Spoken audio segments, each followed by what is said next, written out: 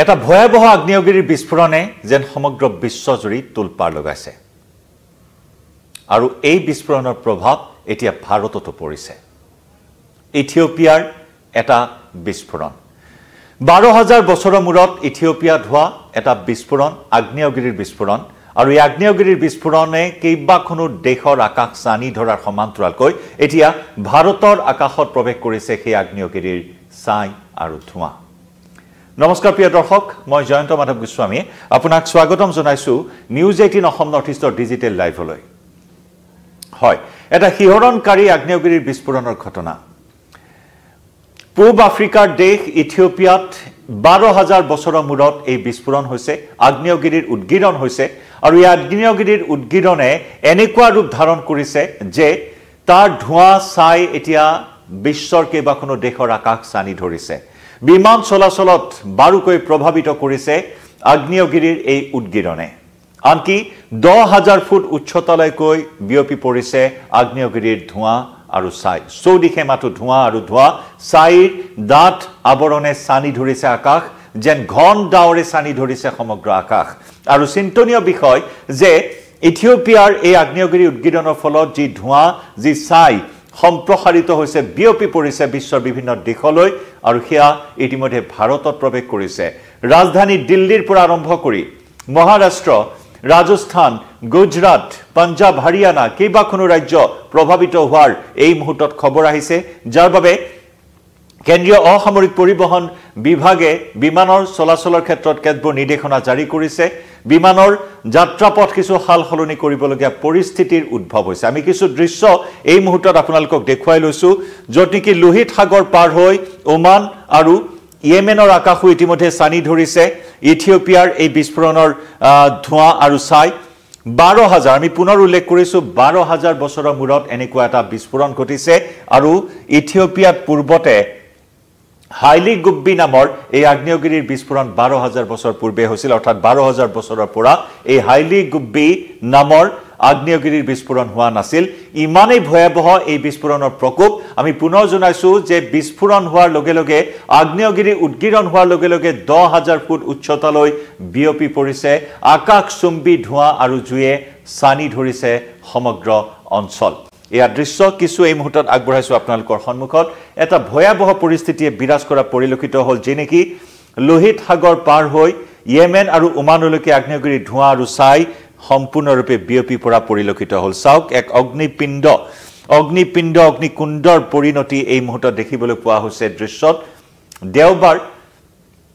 23 নৱেম্বৰত এই আগ্নেয়গিৰি উদ্গীৰণ হৈছিল এই আগ্নেয়গিৰিৰ উদ্গীৰণৰ প্ৰভাৱ এতিয়া এনেদৰে বিশ্বৰ বিভিন্ন দেশলৈ বিয়পি পৰা পৰিলক্ষিত হৈছে সোমবাৰে নিশাৰ ভিতৰত ইথিওপিয়াৰ সমগ্ৰ আকাশ চানি ধৰাৰ লগতে কেইবাখনো দেশৰ আকাশ ধোঁৱাৰে উপচি পৰা পৰিলক্ষিত হৈছে চাওক প্ৰকোপ চৌদিশে এক আতংকময় পৰিৱেশ পূব আফ্ৰিকাৰ দেশ ইথিওপিয়াত 12000 মূৰত এই হাইলি গুব্বি নামৰ এই আগ্নেয়গিৰিৰ বিস্ফোৰণ হোৱা পৰিলক্ষিত হৈছে যাৰ ফলত দেশৰ কেইবাখনো বিশ্বৰ কেইবাখনো দেশক প্ৰভাৱিত কৰাৰ ফলত আন্তঃৰাষ্ট্ৰীয় বিমানসমূহৰ চলাচলৰ ক্ষেত্ৰতো যথেষ্ট সমস্যাৰ সৃষ্টি হৈছে বতাহত হাইলি গুব্বি আগ্নেয়গিৰিৰ পৰা নিৰ্গত হোৱা ধোঁৱা আৰু ছাই এতিয়া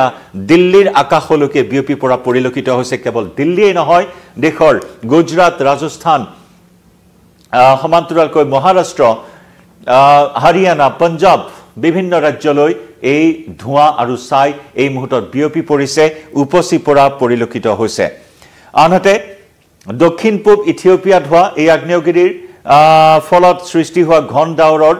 যি প্ৰভাৱ সেয়া ভাৰতৰ আকাশমণ্ডলত প্ৰৱেশ কৰাৰ ফলত ইতিমধ্যে আমি উল্লেখ কৰিছো যে ভাৰতৰ অসামৰিক বিমান পৰিবহণ প্ৰাধিকৰণে বিমান চলাচলত কেতবোৰ নীতি নিৰ্দেশনা জাৰি কৰিছে আমি সেইখিনি তথ্য জনাব বিচাৰিছো আপোনালোকক য'ত নেকি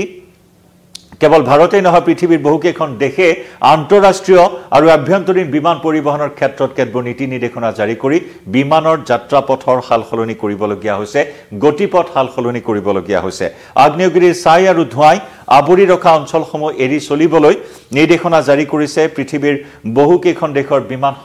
বিমান সেৱা সংস্থাই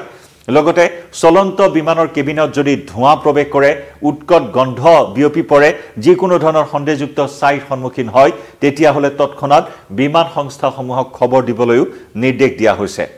কাৰণ ছাইৰ ডাৱৰে সমগ্ৰ দিল্লী আমি ইতিমধ্যে উল্লেখ কৰিছোঁ ভাৰতৰ ৰাজধানী দিল্লী মহাৰাষ্ট্ৰ হাৰিয়ানা পঞ্জাব গুজৰাট ৰাজস্থান ইতিমধ্যে কেইবাখনো ৰাজ্যত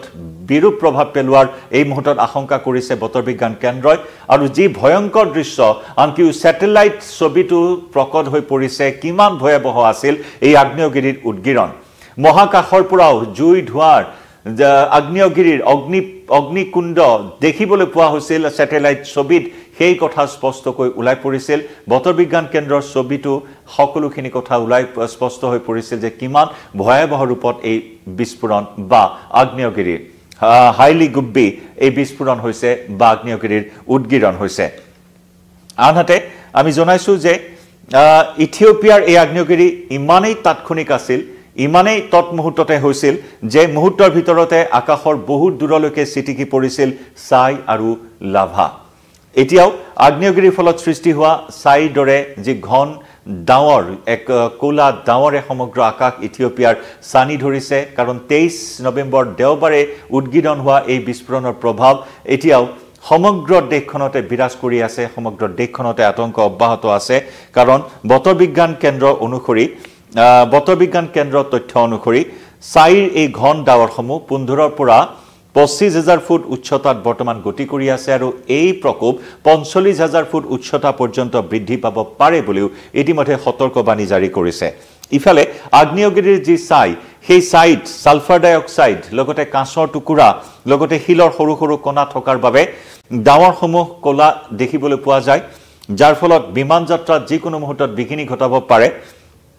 ইথিওপিয়াৰ আগ্নেয়গিৰিৰ পৰা সৃষ্টি হোৱা এই কোলা ধোঁৱা ছাই লাভাৰ যি ঘন ডাৱৰৰ সৃষ্টি হৈছে যি নেকি আমি ভাৰতৰ কথা উল্লেখ কৰি আহিছোঁ ভাৰতত ইয়াৰ বিৰূপ প্ৰভাৱ পৰাৰ আশংকা কৰা হৈছে ভাৰতৰ বায়ুমণ্ডলত ভাৰতৰ আকাশমণ্ডলত যেহেতু প্ৰৱেশ কৰিছে ভাৰতৰ বায়ুৰ ৰাজধানীৰ আমি বায়ুমণ্ডলৰ যি গুণগত মানৰ কথা কওঁ সেই গুণগত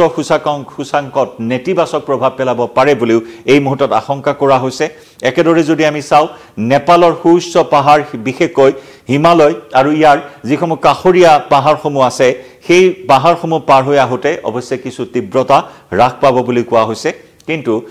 হিমালয় নেপালকে ধৰি উত্তৰ প্ৰদেশৰ যি টেৰাই বেল্টত থকা অঞ্চল বা পাহাৰসমূহ তাত সালফাৰ ডাই অক্সাইডৰ মাত্ৰাত প্ৰভাৱ পেলাব পাৰে বুলিও ইতিমধ্যে বিশেষজ্ঞসকলে বিজ্ঞানীসকলে মত প্ৰকাশ কৰা পৰিলক্ষিত হৈছে আমি পুনৰ জনাইছো যে 12,000 বছৰৰ মূৰত ইথিওপিয়াত এই হাইলি গুব্বি নামৰ আগ্নেয়গিৰিৰ উদ্গিৰণ হৈছে আৰু এই উদ্গিৰণৰ ফলত শেহতীয়াকৈ কিছু তথ্য প্ৰকাশ কৰিছে বিজ্ঞানীসকলৰ কিছু গুৰুত্বপূৰ্ণ তথ্যও এই মুহূৰ্তত প্ৰকাশ পাইছে বিশেষকৈ যদি আমি কওঁ বিজ্ঞানীসকলৰ বিশেষ কিছু কথা 2020 চনতে একাংশ বিজ্ঞানীয়ে ভৱিষ্যৎবাণী কৰিছিল যে এখন নতুন মহাসাগৰৰ সৃষ্টি হ'ব য'ত নেকি 2020 চনত বিজ্ঞানীসকলে এই কথা প্ৰকাশ কৰিছিল যে আফ্ৰিকা দুটা ভাগত বিভক্ত হৈ পৰিব দুখন প্লেটত বিভক্ত হৈ পৰিব আফ্ৰিকা এনে ধৰণৰ ভৱিষ্যৎবাণী কৰিছিল বিজ্ঞানীসকলে বিশেষকৈ যদি চোৱা হয় ডাইভাৰজেন্ট আৰু কনভাৰজেন্ট যিসমূহ প্লেটছ আছে সেই প্লেটছসমূহৰ যিটো গতিবিধি খেউটিয়াকৈ যিটো পৰিৱৰ্তন আহিছে আৰু সেই পৰিৱৰ্তনৰ বাবে আফ্ৰিকা দুটা ভাগত বিভক্ত হৈ পৰিব আৰু এখন নতুন মহাসাগৰৰ সৃষ্টি হ'ব বুলি ইতিমধ্যে বিজ্ঞানীসকলে ভৱিষ্যৎবাণী কৰিছে এছিয়া ইষ্ট আফ্ৰিকা দুটা ভাগত বিভক্ত হৈ পৰিব বুলি কোৱা হৈছে আৰু এখন নতুন মহাসাগৰৰ সৃষ্টি হ'ব বুলি কোৱা হৈছে লগতে এখন নতুন মহাদেশৰ জিওগ্ৰাফিক্যালি ভৌগোলিকভাৱে এখন নতুন মহাদেশৰ সৃষ্টি হ'ব বুলিও ইতিমধ্যে বিজ্ঞানীসকলে মত পোষণ কৰিছিল গতিকে এনেকুৱা ধৰণৰ ভৱিষ্যৎবাণী তাৰ পিছতে পূব আফ্ৰিকাৰ দেশ ইথিওপিয়াত সংঘটিত হোৱা এই ভয়াবহ আগ্নেয়গিৰিৰ বিস্ফোৰণ যি বিস্ফোৰণৰ প্ৰভাৱ ইতিমধ্যে বিশ্বৰ বিভিন্ন দেশত বিয়পি পৰা পৰিলক্ষিত হৈছে আৰু সমান্তৰালকৈ আমি ভাৰতৰ ক্ষেত্ৰত কেনেকুৱা ধৰণৰ নেতিবাচক প্ৰভাৱ পৰিছে সেই কথাখিনিও আপোনালোকক জনাইছো য'ত ভাৰতৰ কেইবাখনো ৰাজ্যত ইতিমধ্যে বায়ুমণ্ডলত আকাশমণ্ডলত প্ৰৱেশ কৰিছে ইথিওপিয়াৰ হাইলি গুব্বি আগ্নেয়গিৰি উদ্গিৰণৰ জুই ধোঁৱা লাভা যি ছাই তাৰ প্ৰভাৱ এতিয়া এনেদৰে ভাৰতৰ আকাশলৈ বিয়পি পৰাত কেন্দ্ৰীয় বিমান পৰিবহণ প্ৰাধিকৰণে বিমান চলাচলৰ ক্ষেত্ৰত কেতবোৰ নীতি নিৰ্দেশনা জাৰি কৰিছে সন্দেহবশত যদি বিমানৰ ভিতৰত বা কেবিনত ধোঁৱা সোমায় কিবা দুৰ্গন্ধ